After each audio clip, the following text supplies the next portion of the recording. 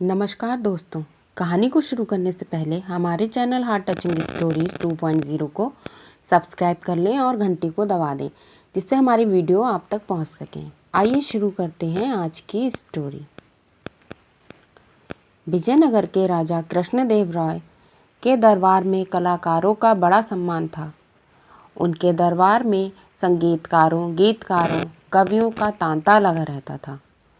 वो सभी दरबार में अपनी अपनी कला प्रदर्शन करते थे और इसके बदले उन्हें पुरस्कार दिया जाता था।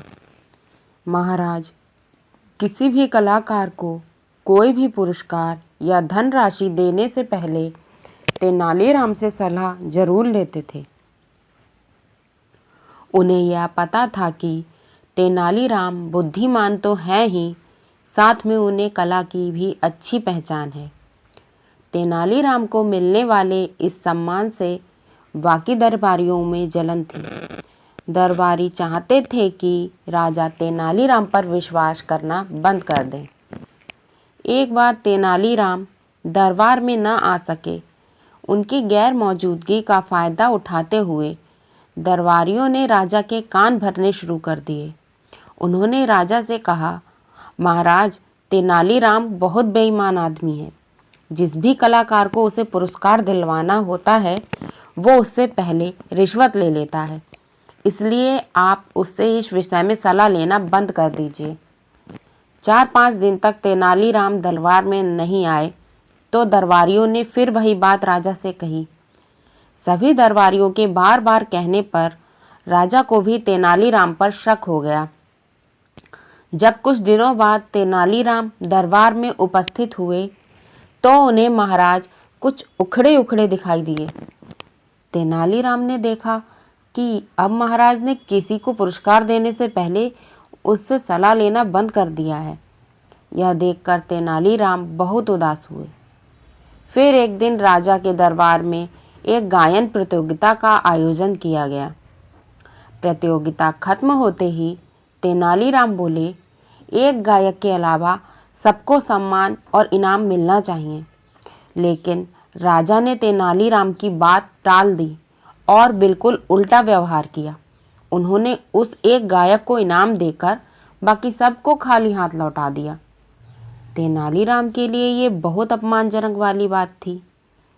सभी दरबारी तेनालीराम का यह अपमान देखकर बहुत खुश हुए। कुछ दिनों बाद दरबार में एक बहुत ही सुरीला गायक अपनी कला का प्रदर्शन करने के लिए आया। राजा की आज्ञा पाकर उसने गाना शुरू किया। उसकी आवाज़ और सुर ताल बहुत मधुर थे।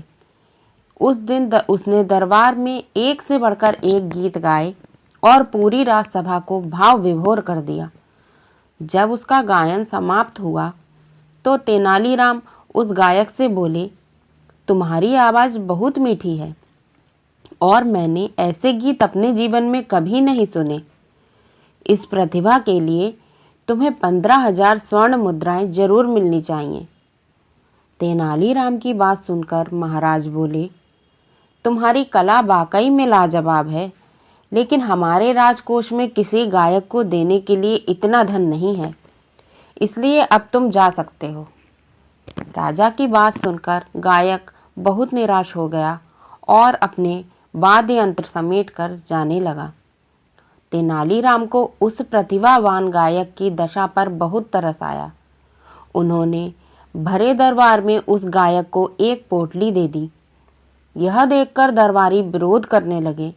सभी एक स्वर में बोले कि जब राजा ने गायक को कुछ नहीं दिया तो तेनालीराम कौन होता है खैरात बांटने वाला। राजा को भी तेनालीराम की इस हरकत पर बहुत गुस्सा आया।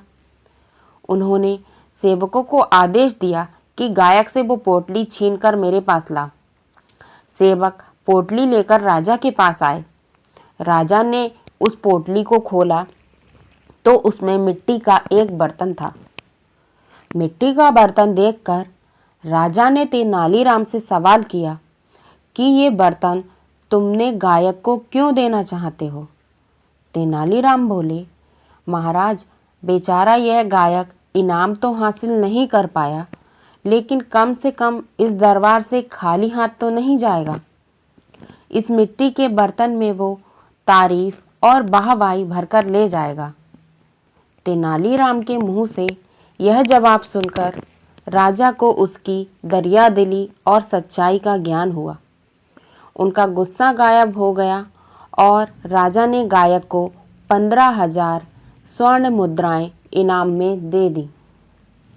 इस तरह तेनालीराम ने अपनी सूझबूझ और ईमानदारी के बल पर राजा का विश्वास दोबारा हासिल कर लिया।